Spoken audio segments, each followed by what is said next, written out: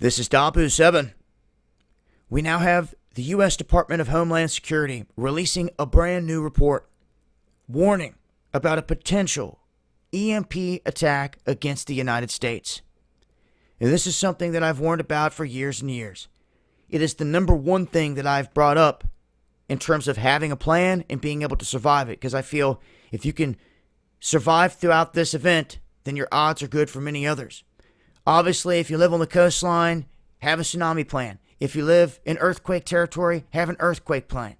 But across the board here, I've told everyone, have an EMP plan. Guarantee you most just did not listen.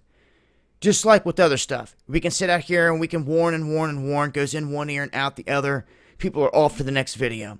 They don't think it can happen. Well, these days people are starting to see that crazy stuff can happen and start to unravel. And that this world isn't what it seems to have been.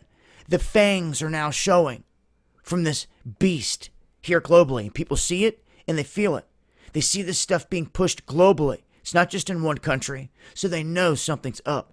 This is also feeding into the awakening that is the silver lining for us here, is more and more people are waking up to what's happening.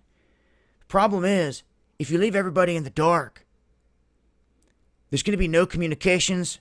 It's just going to be a nightmare.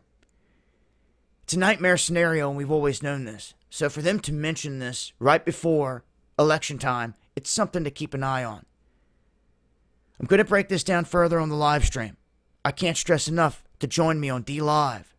It's where you're going to hear all the truths, the gloves come off, and we can talk about things freely. I don't have to say things like Blind 11. I can call it for the name of what it really is. You see? So, gloves come off on D Live. Make sure to follow us over there. Much love.